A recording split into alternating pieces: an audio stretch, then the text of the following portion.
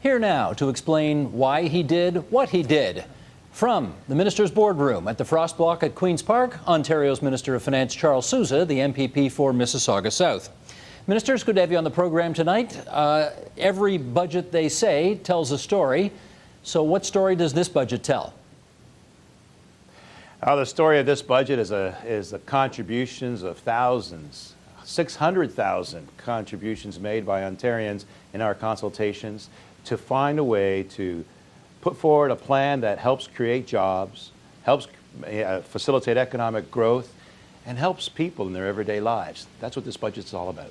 Okay, you have said that the economic prosperity of this province depends on getting the budget balanced by the 2017-2018 fiscal year. But as we look at the budget papers, the deficit between this year and next year actually goes up. So how do you convince people that we are actually on track to balance the books when the deficit looks like it's getting worse? Well, the plan for a deficit reduction by 2017-18 has been ongoing for the last 5 years. In fact, what we did is we surpassed our targets 4 years in a row, $5 billion this year alone, and that's why we're down to 9.8. Next year's target has also been reduced by another $1 billion. We're on track to get to zero by 2017-18 because of the disciplined and determined measures we have by maintaining and controlling our growth, well below 1% year over year. All the while, we're taking a very balanced and fair approach to support Ontarians. Okay, let me follow up on the issue of whether or not there are any tax increases in this budget, because you said in the lockup today at Queen's Park that there are not. However, you also said you wouldn't be increasing corporate taxes, and I'm going to ask you the following. You're eliminating the employer health tax exemption for large corporations. So my question is, if you eliminate a corporate tax exemption, isn't that the same thing as a tax increase? What we're doing is increasing the exemption to small businesses to $450,000. We're offsetting that with the exemption reduction for larger corporations. But what's more important is that the people of Ontario are going to continue to be served, and those that are being affected are going to continue to support the system. What we're not doing is increasing corporate income taxes or consumer taxes. We need to be competitive because that's what's attracting more investment into the province. Now, I appreciate the fact that you're not raising the corporate income tax. However, by closing this employer health tax loophole on larger companies, does that not, in effect, represent an increase in taxes to them? Well, what we've done is actually made it more attractive for smaller businesses as well. We know that the greatest amount of employment is through small business. What we need to do is stimulate growth. And what we need to do is stimulate investment. What we've done for larger corporations is accelerated the manufacturing, accelerated the depreciation on capital equipment. That way, it enables them to engage in investments and reduce their overall tax contribution. So they're offset in a much better way. In fact, they welcome the opportunity for those opportunities. Okay, you know that the NDP asked of you, as a condition of their support for the budget, that you lower auto insurance premiums by 15%. There is a reference in your budget to that, but it is not date specific. Why not? Well, we recognize that in order for us to achieve the 15% reduction, we need to work with the industry. We need to first reduce the costs, the claim cost that exists. That's why we introduced the anti-tax fraud report that came forward to look at ways to reduce those costs. That has started to take. What we need now is to provide teeth in our legislation so that the regulator can control and transfer those savings to consumers. We did it in 2004 when we introduced legislation to reduce insurance rates. We're doing it now.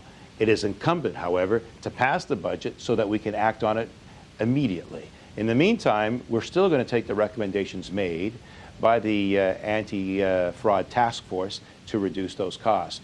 We need to pass on those savings to consumers to help them with their expenses. I appreciate all that, but are you not concerned that voters, citizens of Ontario, will look at this thing and say, they're promising 15%, but they're not telling me by what time? Does it look like it's an unserious commitment? It is very serious. In fact, we've proven our ability to do so already in the past, and we've been able to transfer some of those savings to consumers already. In it, we have legislation to protect those who are safe drivers, provide benefit for those that take on initiatives like snow tires and others to reduce their costs. But what we need is this legislation to pass to implement these changes immediately. It's not a matter of how long will it take.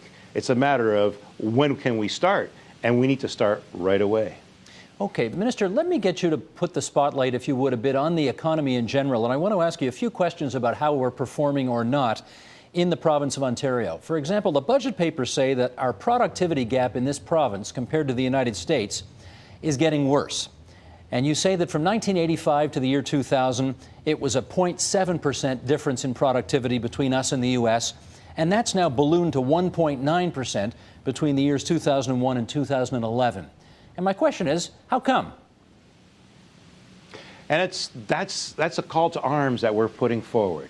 We know we've been working closely with David Dodge. He's helped us in recommending some of the strategies going forward in our economic plan. So it's not just about the fiscal implications we have today, it's where do we want to be in the long term. We need Ontario businesses to be more productive. We're going to work with them to find ways to do that, but we can't do it alone. That's why we're finding programs and providing stimulus by maintaining low corporate taxes, by investing more in infrastructure, $35 billion, by supporting more initiatives around rural communities. All that these initiatives will do is provide employment. And as a result, we got 400,000 net new jobs since the recession, but we want to do even more. So what we need is greater productivity. In this budget, we talk about innovation, research, so that we can provide that productivity gap elimination. We need our companies to be more productive. And Ontario can do this. Ontario has strong fundamentals. We have been able to succeed in the global economy when everywhere else has been going down. We know that the growth that we anticipated last year is going to be lower now because the global conditions have changed. All the more reason we need Ontario companies to be more productive. That's why we put this out in the budget. We want it to be clear. We need to do better. And we're prepared to work with the industries and with businesses to achieve that. We have a 6-point plan in the budget to achieve that success. Well, this is where I say yes, but in spite of all of what you've just said, you and your predecessors have dramatically cut corporate taxes, and yet Ontario businesses, you tell us in the budget, are not investing more in innovation and machinery and equipment upgrades compared to the United States. So your call to arms is not being answered. How come? Well, now we've implemented the accelerated capital cost allowance to enable that to happen. That's why we're looking at greater investments in Ontario through some of these businesses, which are attracted to Ontario's low tax regime. And we're one of the top jurisdictions in North America for those investments. So we are poised to do so much better because the economic fundamentals in Ontario is strong. What we need is to ensure that we continue to promote skilled labor, promote the investments in healthcare and education, and ensure that everyone's at their best. That's an attraction to these businesses. We know, too, that when some of our Canadian companies go abroad and export to other markets and set up shop elsewhere, they come back with some best practices. We can implement some of these here in Ontario for the success of Ontario. So it's important for us to work together. It's important for all sides of the House to keep their eye on what's most important, and that's the people of Ontario, and that's the economic renewal that's before us. This is about providing an economic and social plan for prosperity and fairness. Minister, I went through the budget papers pretty carefully, and I noticed that there are several ministries that year over year are going to have their budgets cut. And I want to get a better understanding of what those cuts actually mean. We have a lot of viewers in Northern Ontario who may be interested to know that the Ministry of Northern Development and Mines will see their budget cut $50 million next year over last year. And I want to know what's being cut to realize that $50 million savings. So as you know, there's a whole section in the budget talking about Drummond's recommendations. We've now provided over 50% of those recommendations, and we're moving towards another up to 60%, all of which is to provide greater value for taxpayers, greater value for consumers, greater value in terms of providing those public services that are necessary at a more effective cost. It is essential that we take prescribed measures to support the needs of the people of Ontario. We are still going to support Northern Ontario. That's why we introduced $100 million in roads and bridges to sustain those communities that aren't supported now. That's why we're continuing to provide for Northern Development Funds. That's why we're also going to provide a Northern Energy Fund, all because we recognize how important the region is to the rest of Ontario. Now, there's a section there about the Ring of Fire, the largest chromite deposit in the world, right here in Ontario, in Northern Ontario. We need to exploit, we need to expand and leverage those resources that'll not only create greater wealth in Northern Ontario, but for all of Ontario. So no, we are continuing to invest, and we're continuing to support Northern Ontario, rural communities, and urban centers. Once again, I appreciate the answer, but you are cutting the ministry $50 million next year over this year. Presumably, something's getting cut. What's being cut? There are 16 ministries that have been able to reduce their overall complement more than what they anticipated in the previous year.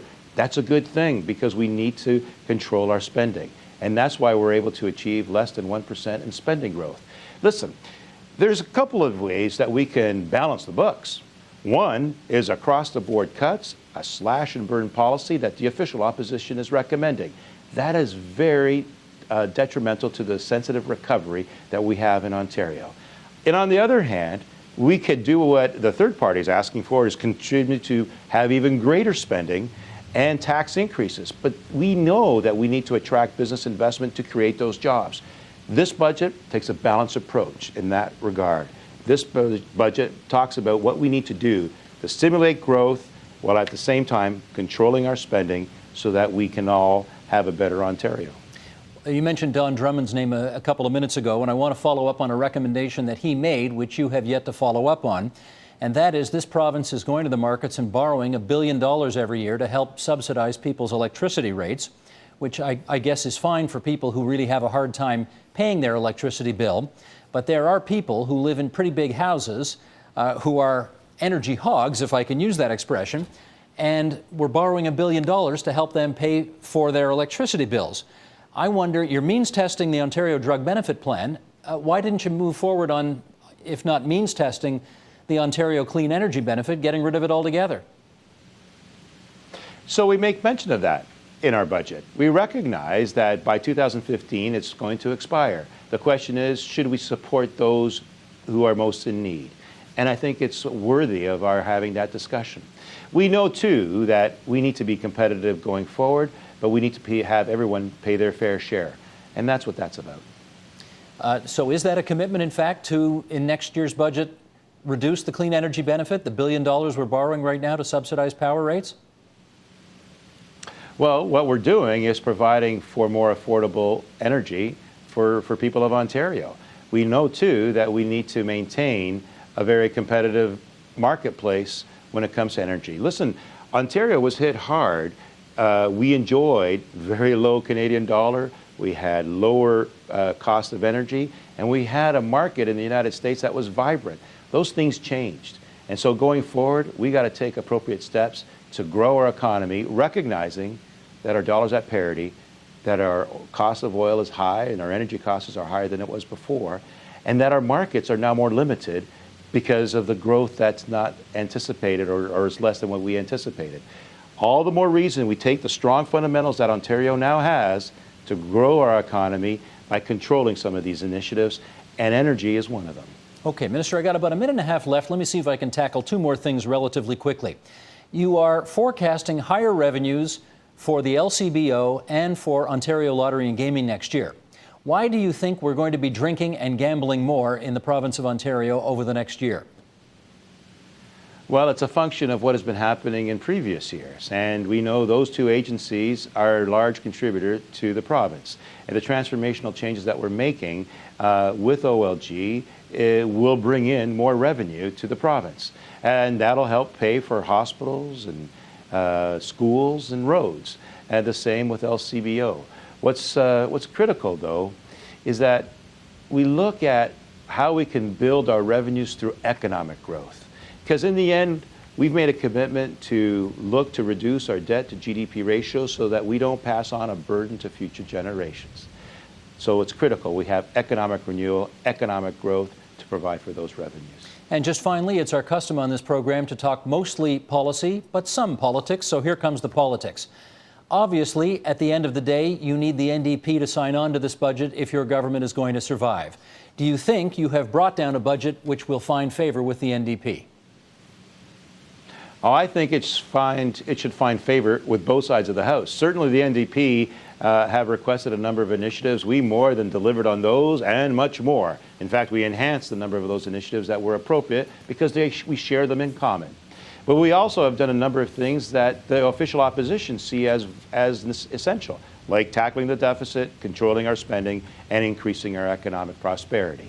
These things together means that we're working on behalf of the people of Ontario. That is who we should be concentrating on. They're the ones that matter. And all of us should be working together for that end. People of Ontario aren't looking for us to play politics. They're not looking for us to go into an election. They're looking for us to govern. And they want us to govern together. That's Ontario's Finance Minister Charles Sousa. We thank you for joining us on TVO tonight, Minister. Appreciate your time. Thank you, Steve. Support Ontario's public television. Donate at tvo.org.